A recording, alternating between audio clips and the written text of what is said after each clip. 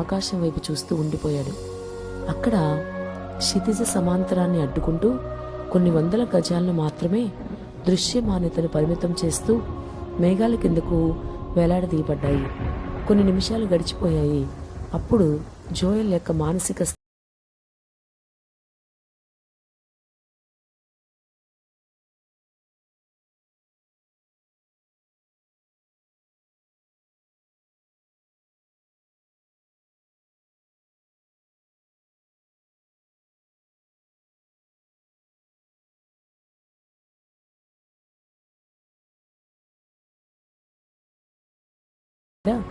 చిరునవ్వు వెలిగింది.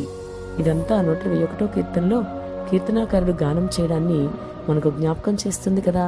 అక్కడ 121 కీర్తనలో కీర్తనాకారుడు అంటున్నాడు కదా, కొండల తట్టు నా కన్నులు ఎత్తుచున్నాను, నాకు సహాయం ఎక్కడి నుంచి వచ్చును అని గానం చేసి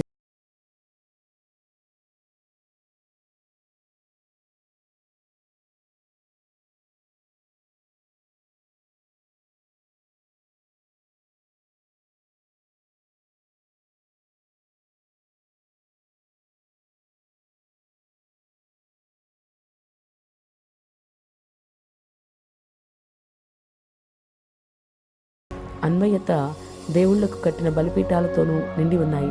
తరచుగా అక్కడ దొంగలు ఉంటారు. అలాగే కీర్తనాకారుడు కొండల మీదుగా దేవాలయం నిలిచి ఉన్న సియోను పర్వతం వైపుకు చూశాడు. ఆకాశాన్ని భూమిని సృష్టించిన దేవుడే తనకు నిబంధన దేవుడిగా ఉన్నాడని ఒక్క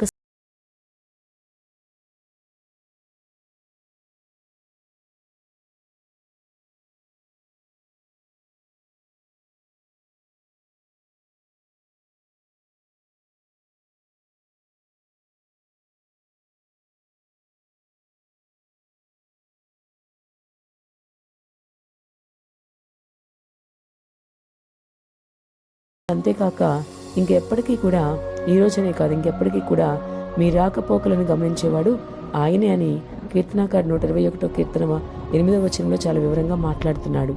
కాబట్టి మనం ఎప్పుడూ కూడా ప్రభు ఎదురుండే సహాయం కోరుకునే వారంగా ఉండాలి. మనుషుల సహాయం